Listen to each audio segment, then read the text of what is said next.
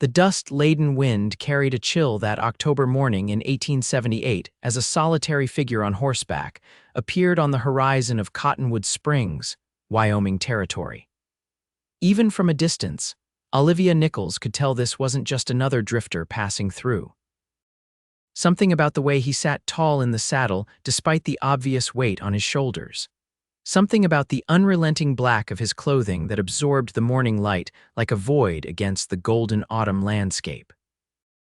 Olivia stood on the porch of her general store, wiping her hands on her apron as she watched the stranger approach. At 26, she'd become the unofficial welcoming committee, gossip collector, and heart of this small frontier town. The general store had been her father's legacy, now hers alone for nearly 2 years. She'd learned to read people like inventory lists, and this man, she could tell, carried something heavier than the saddlebags on his horse. As he drew closer, the details of the stranger emerged. His coat, his hat, even his kerchief all black as a starless night, mourning clothes. Whoever he was, he carried death with him. The horse, a sturdy chestnut quarter horse, stopped at the hitching post in front of her store. The man dismounted with a grace that spoke of a lifetime in the saddle, though Olivia guessed he wasn't much past 30. When he turned, she caught the glint of weary blue eyes beneath the shadow of his hat brim. "Morning, madam," he said, his voice a low rumble that seemed to match the distant thunder brewing on the western horizon. "Your town have a place where a man might find a room for a spell," Olivia nodded, finding her voice. "Mrs. Greeley's boarding house is just down the street. Clean rooms, fair prices." She paused, curiosity getting the better of her practiced frontier restraint. Passing through or staying a while, the man glanced down the dusty main street, his face revealing nothing. Not sure yet, got some business to attend to first. He turned back to her, his eyes briefly meeting hers before returning to the ground. "Name's Clayton Xavier, Olivia Nichols." She gestured to the sign above the store. "Welcome to Cottonwood Springs, Mr. Xavier." The man nodded, touching the brim of his hat respectfully before turning to lead his horse toward the boarding house. As he walked away, Olivia couldn't help but notice how the townspeople on the street stopped to watch him pass. A man in full mourning wasn't an uncommon sight in these harsh territories, but something about Clayton Xavier seemed to command attention, perhaps the rigid set of his shoulders or the determined cadence of his steps. 3 days passed before Clayton Xavier returned to Olivia's general store. The bell above the door chimed as he entered, removing his hat as he stepped inside. The store was empty except for Olivia, who was cataloging new inventory behind the counter. "Mr. Xavier," she acknowledged with a smile. "What can I help you with today?" "Just some supplies," he said, glancing around the well-stocked shelves. "Coffee, ammunition for a Colt .45, some jerky for the trail." Olivia gathered the items as he named them. "Found what you were looking for in Cottonwood Springs." A shadow passed over his face. "Not yet." "May I ask what brings you to our little town?" Olivia ventured, carefully measuring coffee beans into a paper sack. Clayton was silent for so long that Olivia thought he might not answer. When he finally spoke, his voice was soft but carried an edge of steel. "Justice, Miss Nichols." "I'm looking for justice." The word hung in the air between them, heavy with implication. Olivia had seen men pass through town on vengeance missions before. Few returned, and those who did were often shadows of themselves. "Justice can be a dangerous pursuit, Mr. Xavier," she said gently. "So is living without it." His eyes met hers, and for the first time, Olivia saw beyond the grief. There was something else there, a fierce determination, yes, but also a profound weariness that seemed to reach into his very soul. Before she could respond, the door opened again, and Sheriff Thomas Miller entered, his weathered face breaking into a smile when he saw Olivia. The smile faltered slightly when he noticed Clayton. "Miss Nichols," the sheriff greeted, tipping his hat. His eyes shifted to Clayton. "Don't believe we've met, stranger." "Sheriff Miller." "Clayton Xavier," he replied, shaking the offered hand. "Just passing through," the sheriff nodded, though his expression remained cautious. "Passing through, huh? Any particular reason you chose Cottonwood Springs?" "We're a bit off the usual trails." "Heard there was good grazing land around these parts," Clayton answered smoothly. Thought I might look into settling once my personal affairs are concluded. Sheriff Miller's eyes narrowed slightly at the vague response, but he merely nodded. Well, while you're in my town, I expect you to keep the peace. We're a quiet community, Mr. Xavier, like to keep it that way. Understood, Sheriff. After the sheriff had purchased his tobacco and left, Clayton turned back to Olivia. He seems protective of his town. Of the town, Olivia agreed with a small smile, and perhaps a bit protective of me as well. He and my father were friends. Clayton nodded, placing payment for his supplies on the counter. As he gathered his purchases, he hesitated. Is there somewhere a man might get a decent meal in this town? Olivia felt a smile tug at her lips. Ruth's Cafe across the street serves the best rabbit stew this side of the Mississippi. She's open until sundown. He nodded his thanks and turned to leave, but paused at the door. Miss Nichols, thank you. For what, Mr. Xavier? For not asking about the clothes, he gestured to his black attire. Most folks can't help themselves. Olivia met his gaze steadily. We've all lost someone, Mr. Xavier. Some wounds don't need salt rubbed in them. Something flickered across his face, surprise, perhaps, or recognition. He nodded once more and left, the bell tinkling in his wake. That evening, as Olivia closed up the store, she found herself glancing toward Mrs. Greeley's boarding house, wondering about the man in black and what kind of justice he sought. Justice was a luxury in these territories, often replaced by vengeance or simply forgotten in the struggle to survive. Whatever demons drove Clayton Xavier, she hoped they wouldn't lead him to an early grave. The next morning dawned clear and cold, with frost glittering on the boardwalks.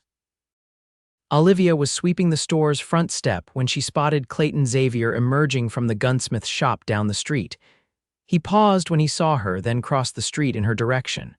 Morning, Miss Nichols, he said, stopping at the bottom of the steps. Mr. Xavier, she replied. Did Mr. Henderson have what you needed? Clayton's expression registered surprise. You know where I've been, Olivia laughed, the sound light in the crisp morning air. It's a small town, Mr. Xavier, and Mr. Henderson's is the only gunsmith between here and Cheyenne. A ghost of a smile touched his lips, the first she'd seen. It transformed his face, softening the hard lines around his eyes. I suppose I'll have to get used to that if I plan to stay. So you're considering it. Staying, I mean. The almost smile vanished. Depends on how things go. Olivia leaned on her broom. Would it be forward of me to ask what kind of justice brings a man all the way to Cottonwood Springs? Clayton was quiet for a long moment, his eyes scanning the street as if looking for eavesdroppers. It might be better if you didn't know, Miss Nichols. Sometimes a burden shared is a burden halved, Mr. Xavier. He looked at her then, really looked at her, as if seeing past the shopkeeper's daughter to something deeper. My wife, he finally said, his voice so low Olivia had to strain to hear it. Someone took her from me, 8 months ago. Olivia's heart twisted. I'm sorry, truly. Rebecca was. He swallowed hard. She was everything good in my life. We had a small ranch in Colorado. She was hanging laundry when they came. 3 men. I was out checking the herd. His hands clenched into fists at his sides. By the time I got back, the house was burning. She was inside. Olivia closed her eyes briefly against the horror of the image. And you've been tracking these men? Clayton nodded, his jaw tight. Found the first one in Dodge City 2 months ago, the second in Laramie last month. And the third, information says he's here, or was recently, goes by the name Wilson, Joel Wilson. Olivia's blood ran cold. Joel Wilson had indeed been in Cottonwood Springs, had stayed at Mrs. Greeley's boarding house for nearly 2 weeks before moving on just days before Clayton arrived. She'd sold him supplies herself. Mr. Xavier, she began carefully. The approach of a wagon interrupted them. It was Doc Harris returning from a house call at one of the outlying farms. He waved as he passed, and Olivia returned the gesture automatically, her mind racing. When she turned back to Clayton, his expression had closed again. I should let you get back to work, he said, stepping back. Wait, Olivia said impulsively. Come by the store at closing time. There's something we should discuss. His eyes narrowed slightly, but he nodded. Until then, Miss Nichols. Throughout the day, Olivia debated with herself about what to tell Clayton Xavier. Joel Wilson had seemed ordinary enough, a bit rough around the edges like most men passing through, but not noticeably cruel or violent. He'd claimed to be a cattle buyer looking to make deals with local ranchers, had spent freely, bought drinks at the saloon. No one had suspected him of being a murderer, but if what Clayton said was true. The bell over the door jingled precisely at 5 o'clock when Olivia was turning the sign to closed. Clayton stood there, his tall frame silhouetted against the dying light of day. "You had something to tell me," he said without preamble. Olivia gestured to 2 chairs by the pot-bellied stove at the back of the store. "Please sit. Would you like some coffee?" He shook his head, remaining standing. "Just the truth, Miss Nichols," she sighed, moving to stand before him. "Joel Wilson was here. Left about a week ago, just before you arrived." Clayton's whole body tensed like a predator catching a scent. "Where did he go?" He mentioned heading to Fort Bridger, but I'm not certain that's where he actually went. Clayton turned toward the door. "Thank you for the information." "Wait," Olivia said, catching his arm. "It'll be dark soon. The trail to Fort Bridger is dangerous enough in daylight." "I've wasted enough time already," he said, though he didn't pull away from her touch. "One more night won't matter. You need rest and a proper plan." She hesitated, then added, "And I may have more information that could help you." His eyes searched hers. "What information?" Wilson wasn't traveling alone. He had a partner, a man named Dawson, thin fellow with a scar across his chin. She paused. "They seem to have had a disagreement the night before they left. I overheard them arguing behind the saloon." Clayton's expression darkened. "Dawson wasn't one of the men I'm tracking." "Perhaps not, but he might know where Wilson is really heading." "And he's still in town, laid up at Doc Harris's with a broken ankle after a fall from his horse." Clayton was silent, considering this new information. Finally, he nodded. "All right, Miss Nichols, one more night." "Olivia," she said. "If we're going to be conspirators, you might as well use my given name." The ghost of that smile appeared again, just for a moment. "Clayton, then." "Have you eaten today, Clayton?" He seemed startled by the question. "I don't recall." Olivia shook her head. "Come along, then. I have stew simmering at home, and we can talk more freely there."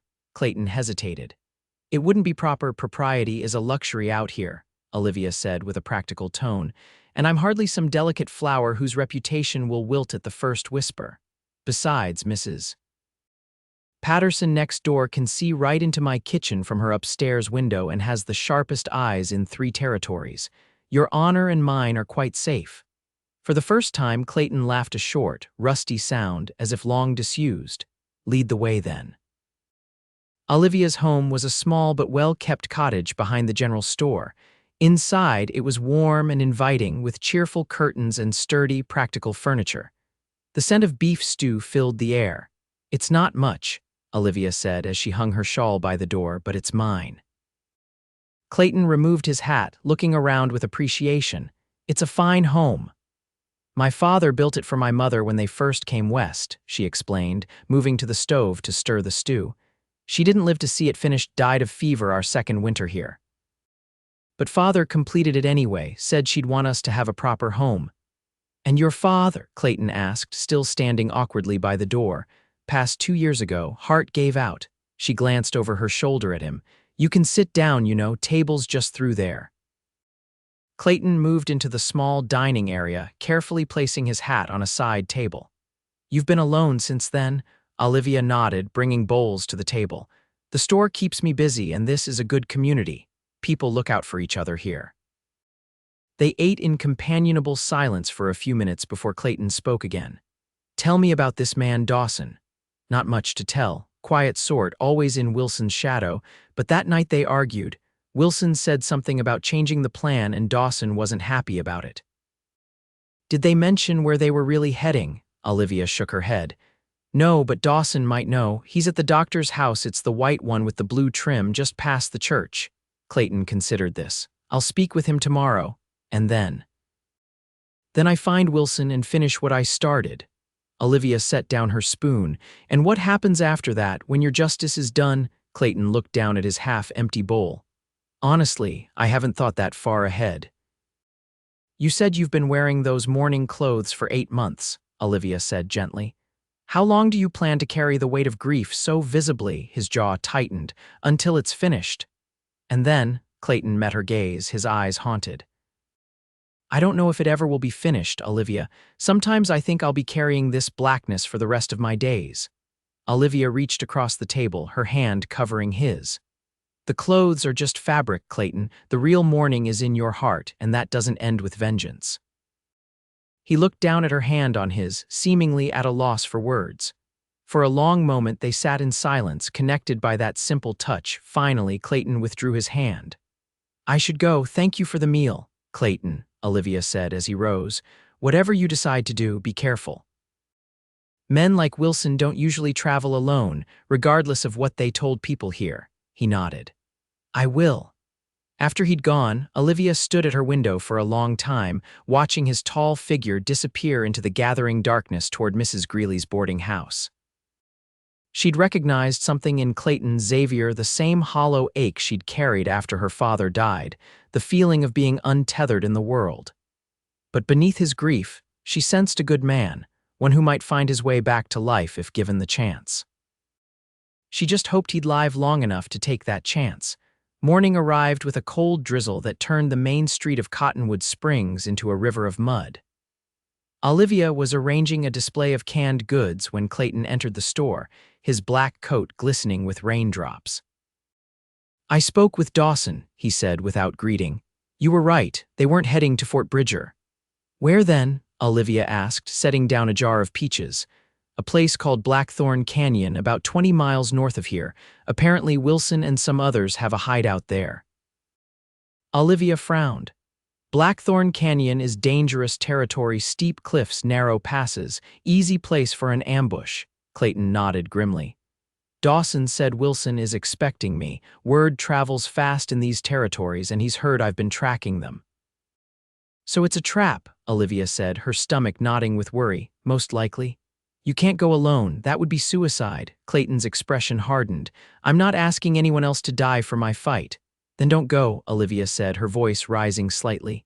Inform the sheriff. Let him gather a posse. And tell him what? That I've already killed 2 men in cold blood, tracking them across 3 states. I'd be in a cell before sundown. You'd be alive, Olivia countered, but not at peace. Clayton's eyes burned with intensity. Rebecca deserves justice. Olivia stepped closer, her expression earnest. Does she deserve your death as well? Would she want you to throw your life away in a suicidal mission of vengeance? Something flickered in Clayton's eyes, doubt, perhaps. He turned away, moving to the window to stare out at the rain-soaked street. You didn't know her? No, Olivia agreed softly, but I know grief can blind us to what truly matters. My father wasted years after my mother died, drowning his sorrows in a bottle. By the time he found his way back, his health was broken. Don't make the same mistake, Clayton. Don't let grief consume what life you have left. He was silent for so long that Olivia thought he might not answer. When he finally turned back to her, his expression was conflicted. What would you have me do then? Speak with Sheriff Miller. Tell him what you know about Wilson and this hideout. Let the law handle it. And if the law fails, then at least you tried a different path. She held his gaze steadily. It's time to let the sun touch you again, Clayton. 8 months in mourning black is long enough. The words seemed to strike something deep within him. His shoulders sagged slightly, as if the weight he carried had suddenly become visible.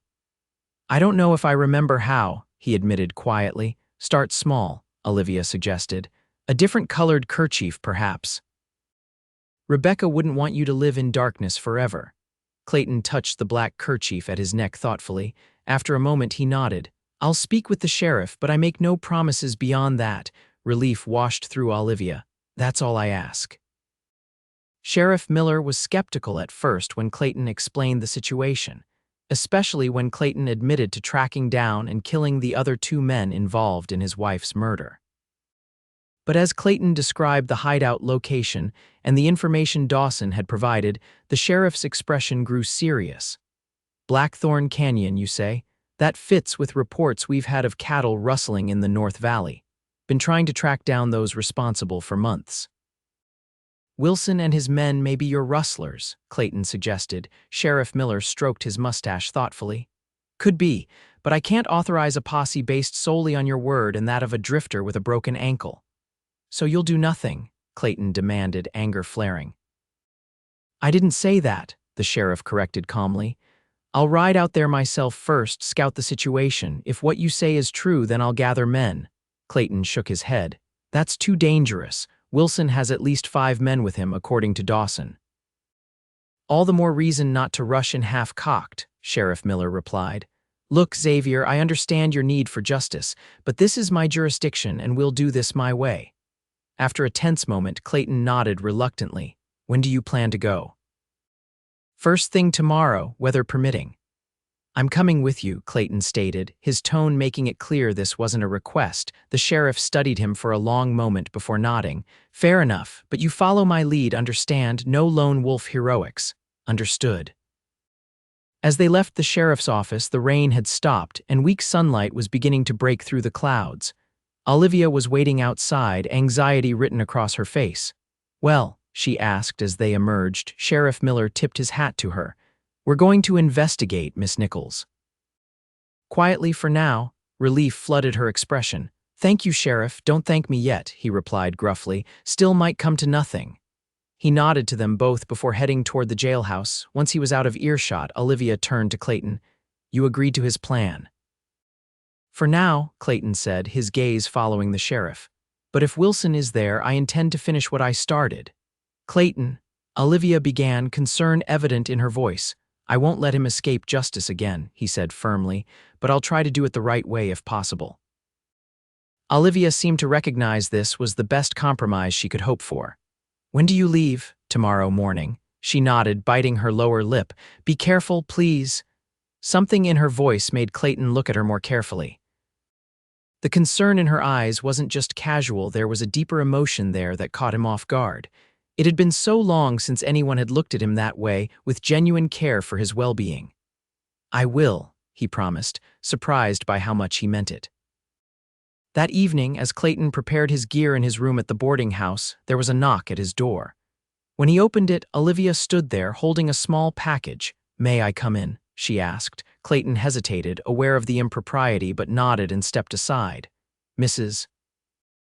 Greeley would likely gossip, but he found he didn't much care."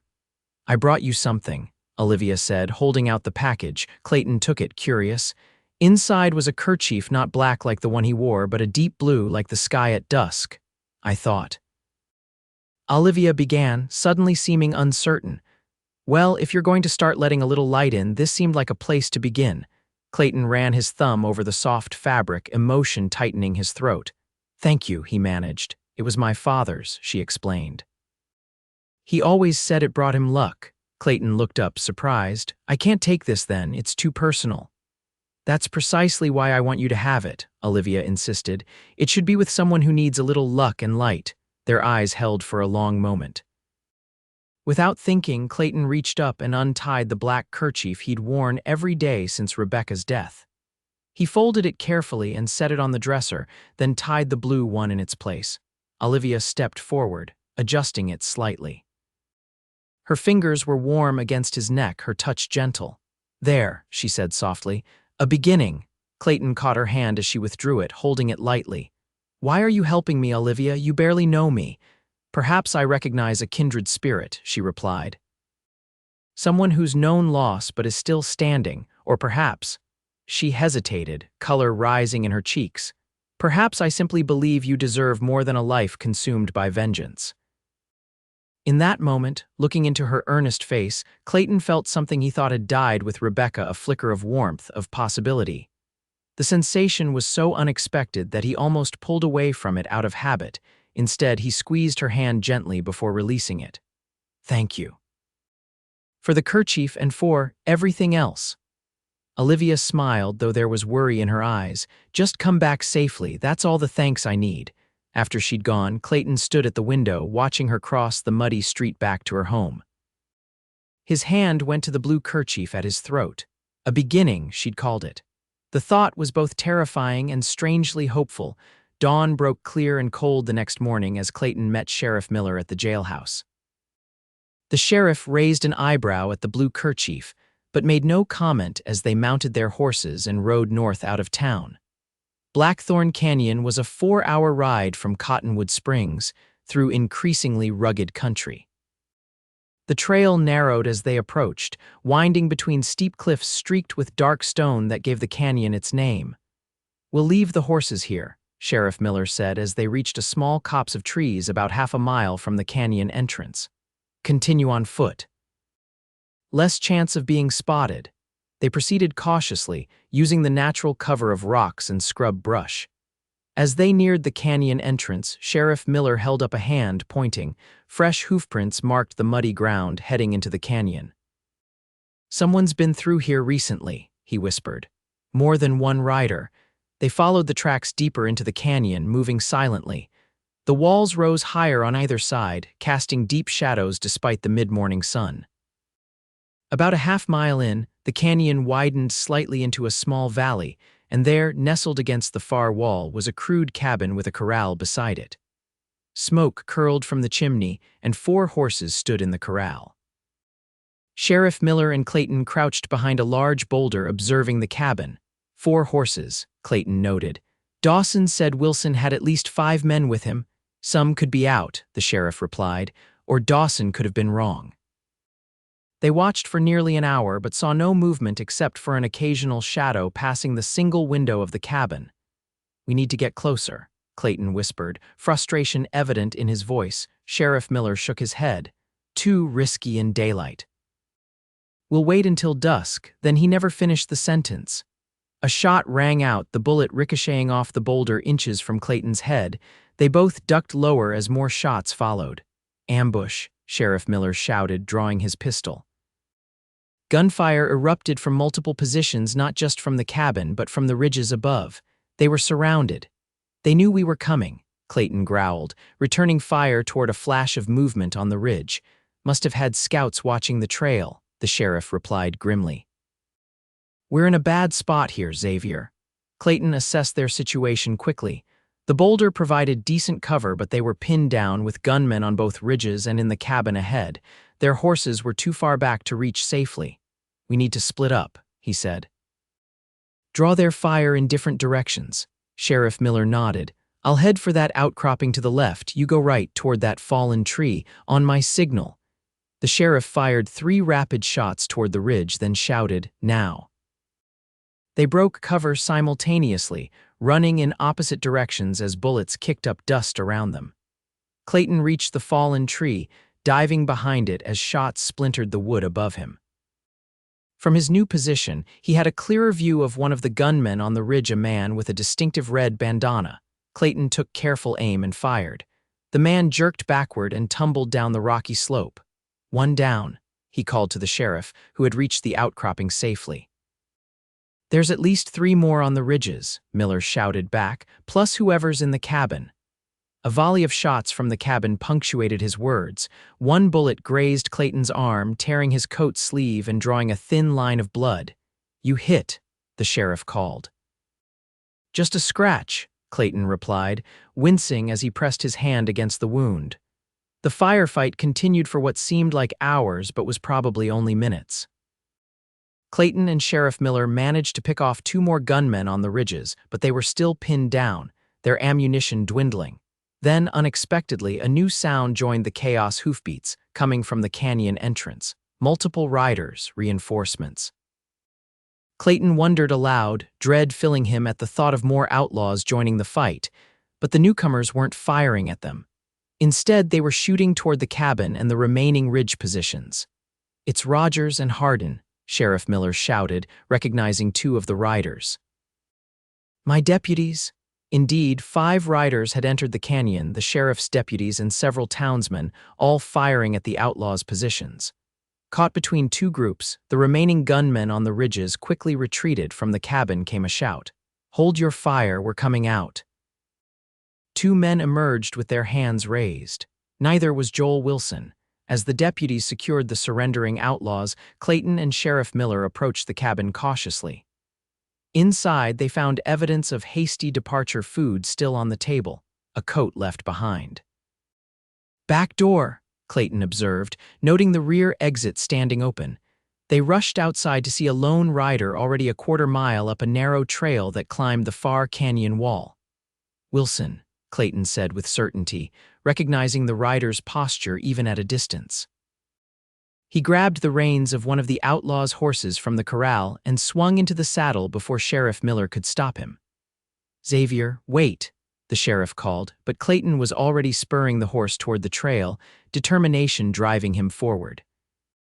The trail was treacherous, narrow, and winding with a sheer drop on one side.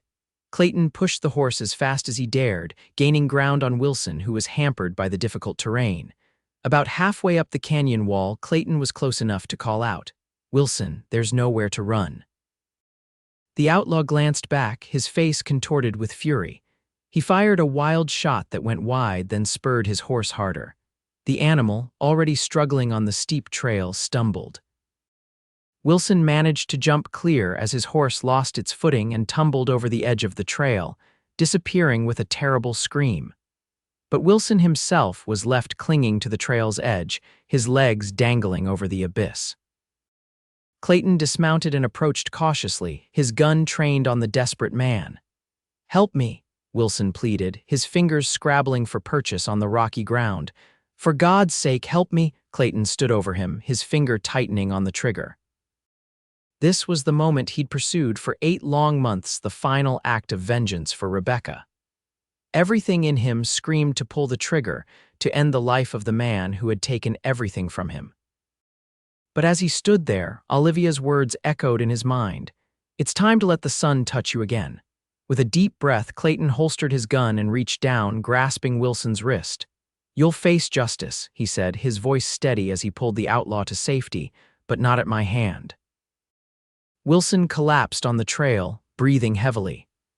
As Clayton bound his hands, he looked out over the canyon where the deputies were securing the other outlaws. The blue kerchief around his neck fluttered in the wind, a small spot of color against the black of his coat, a first step back into a world with light. When they returned to town that evening, a small crowd had gathered, word having spread about the confrontation at Blackthorn Canyon. Olivia stood on the boardwalk in front of her store, her face lighting with relief when she spotted Clayton riding beside Sheriff Miller, both dusty and weary but alive. As he dismounted, she rushed forward. "You're hurt," she said, noticing the bloodstain on his sleeve. "It's nothing," Clayton assured her, "just a graze." Sheriff Miller clapped him on the shoulder. "This man saved my life today, Miss Nichols, and brought in the rustler we've been after for months. Joel Wilson has quite a price on his head in 3 territories." Olivia's eyes widened. "You captured him alive?" Clayton nodded, suddenly feeling the weight of the day's events. "It seemed the right thing to do." "It was," she said softly, her hand finding his. "I'm proud of you." Those simple words affected Clayton more deeply than he could have expected. When was the last time anyone had been proud of him? When was the last time he'd been proud of himself? After the prisoners were secured and his wound treated by Doc Harris, Clayton found himself on Olivia's porch, a cup of hot coffee in his hands and the evening stars appearing overhead. "What will you do now?" Olivia asked, seated beside him on the porch swing. Clayton considered the question. "The sheriff says the reward money for Wilson and his gang is substantial, enough to buy some land maybe. You mentioned you had a ranch in Colorado," Olivia said. "I did. But I don't think I could go back there. Too many memories." They sat in comfortable silence for a while, the swing creaking gently beneath them. "You know," Olivia said finally, "my father always wanted to expand the store, add a proper lumber yard alongside it. Said Cottonwood Springs was growing and needed one." Clayton glanced at her, curious about the change in topic. "Sounds like he had vision." "He did. I've never had the capital to do it myself, though." She looked at him directly. "A business partner with some investment money might change that." Clayton felt a slow smile spread across his face, the first genuine smile in longer than he could remember. "Are you proposing a business arrangement, Miss Nichols?" "Among other possibilities," she replied, her eyes twinkling in the fading light. "Cottonwood Springs is a good place to start fresh, Mr. Xavier, if that's what you're looking for." Clayton looked out at the small town with its muddy main street and simple buildings. It wasn't much, perhaps, but there was something honest about it, something hopeful. And beside him sat a woman who had, in the space of a week, shown him that life might still hold purpose beyond vengeance. "I think it might be exactly what I'm looking for," he said, his hand finding hers on the swing between them. 3 days later, Clayton Xavier stood before the general store wearing a new shirt still black, but with that blue kerchief at his throat. The sign above the store was being carefully amended by the town's sign painter. Nichols and Xavier General Goods. Sheriff Miller sauntered up, pipe in hand. "Looks like you're putting down roots, Xavier." "Seems that way," Clayton agreed, watching the painter work. "Heard you bought the Peterson place on the edge of town." Clayton nodded. "It needs work, but it's good land, enough for a small herd and some crops. And close enough to town for a man to ride in daily to help run a store," the sheriff observed with a knowing smile. "That too," the sheriff puffed on his pipe thoughtfully. "You know, when you rode into town all in black, looking like death itself, I had you pegged as trouble. And now I think you might be just what this town and a certain shopkeeper needed." He clapped Clayton on the shoulder. "Welcome to Cottonwood Springs, Mr. Xavier, officially." As the sheriff walked away, Olivia emerged from the store, a telegram in her hand. "It's confirmed," she said excitedly. "The lumber shipment will arrive next week. We can start construction on the yard by the end of the month." Clayton smiled, taking in her bright eyes and flushed cheeks. In just a short time, she had become essential to him, a beacon calling him back to life. The business partnership was progressing well, but it was the other possibilities that increasingly occupied his thoughts. "There's something else I've been meaning to discuss with you," he said, suddenly feeling uncharacteristically nervous. Olivia looked at him expectantly. "Oh." Clayton took a deep breath. "I know it hasn't been long, and some might say it's too soon, but I'm not getting any younger, and neither is that Peterson house. It's too big for one person." A slow smile spread across Olivia's face. "Clayton Xavier, are you asking what I think you're asking?" "I'm making a mess of it, is what I'm doing," he admitted with a self-deprecating laugh. "What I'm trying to say is I care for you, Olivia, more than I thought possible, and if you'd consider, that is, if you might want." "Yes," she said simply, saving him from his fumbling words. "Yes, I would consider it, very much so." Relief and joy washed through him. "You haven't even heard the full proposal yet." "I don't need to," Olivia replied, her eyes shining. "You're offering a partnership in business, in life, and I accept." Clayton felt something final shift within him, as if the last piece of a long broken puzzle had found its place. He leaned forward and kissed her, there on the boardwalk in front of their store, not caring who might see. When they parted, Olivia touched his face gently. "You're smiling," she observed. "It suits you." 2 months later, on a crisp December morning, Clayton Xavier stood before the small church in Cottonwood Springs wearing a new suit navy blue, not black, waiting for his bride. The town had turned out in force for the wedding, filling the pews and spilling out onto the church steps. As Olivia walked down the aisle on Sheriff Miller's arm, the sheriff having insisted on the honor in lieu of her late father, Clayton felt a strange sense of completion. He wasn't forgetting Rebecca, would never forget her, but he had finally found a way to honor her memory while embracing a new future. The simple ceremony concluded with equally simple vows, promises to cherish, protect, and stand by one another through whatever life might bring. When Reverend Thompson pronounced them husband and wife, the cheer that went up from the assembled townspeople shook the church rafters. Later, as they danced at their wedding celebration in the town hall, Olivia leaned close to whisper, "Happy, Mr. Xavier." Clayton looked down at his wife, the words still new and wonderful in his mind, and nodded. "More than I ever thought possible again. You're still wearing the blue kerchief," she noted, touching it gently where it peeked from his collar. "It brought me luck," he replied with a smile, "and light." He twirled her in a circle, her laughter joining the music that filled the room.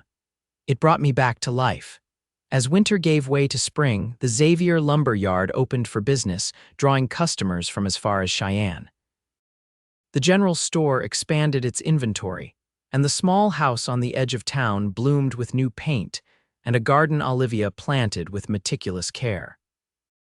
One evening in early May, nearly a year after Clayton had ridden into Cottonwood Springs, he stood on their front porch, watching the sunset paint the western sky in brilliant hues of gold and crimson. Olivia joined him, slipping her hand into his. "Penny for your thoughts?" she asked. "Just thinking about how much can change in a year," he replied. "Last spring I was a man consumed by darkness with nothing but vengeance to live for. And now Clayton turned to her, taking in the sight of his wife in the golden evening light. Now I have everything to live for. Olivia's smile widened as she guided his hand to rest on her stomach. More than you know. Clayton's eyes widened as understanding dawned. Are you saying? She nodded, joy radiating from her face. Doc Harris confirmed it yesterday. We're going to have a baby, Clayton. Come winter, there will be 3 of us. Emotion overwhelmed him, wonder, joy, and a touch of fear all mingled together. Clayton gathered Olivia into his arms, holding her close as if to protect the miracle they'd created. Thank you, he whispered against her hair. For what? For seeing past the morning black, for believing there was still a man worth saving underneath it all. Olivia leaned back to look up at him, her eyes soft with love. I saw you, Clayton Xavier, the real you, and I always will.